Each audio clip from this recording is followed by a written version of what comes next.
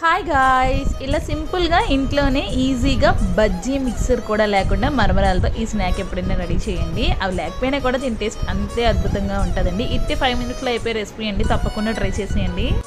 మరమరాలన్నీ కూడా ఫ్రెష్గా తీసుకొని అందులో కొంచెం ఒక స్పూన్ ఉప్పు, ఒక స్పూన్ కారం వేసుకొని, కొంచెం చాట్ మసాలా, ఆమ్చూర్ పౌడర్ వేసుకొని, అందులో కరివేపాకు కూడా వేసుకోవాలండి. ఉల్లిపాయ, టమాటా ముక్కలు ఇలా కట్ చేసుకొని వేసుకొని, కొంచెం నిమ్మరసంలో ఇలా వాటర్ కూడా యాడ్ చేసుకొని పక్కన పెట్టుకోవాలి. నేను తీసుకున్న మరమరాలకి ఒక కప్పు నిమ్మరసం వాటర్ అయితే యాడ్ చేసుకుంటున్నానండి. మీరు మరమరాలు ఎక్కువగా తీసుకున్నట్టయితే ఖచ్చితంగా ఈ కప్పు నిమ్మరసం వాటర్ అయితే ఎక్కువ యాడ్ చేసుకోండి.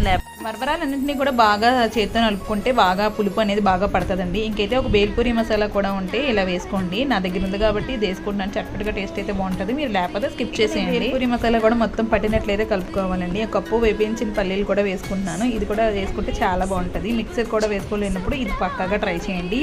ఈ రెసిపీ అయితే ఈవినింగ్ స్నాక్స్కి అదిరిపోతే లైక్ చేసేయండి. కుదిరితే ఛానల్ సబ్స్క్రైబ్ చేసుకోండి. మళ్ళీ కలుద్దాం.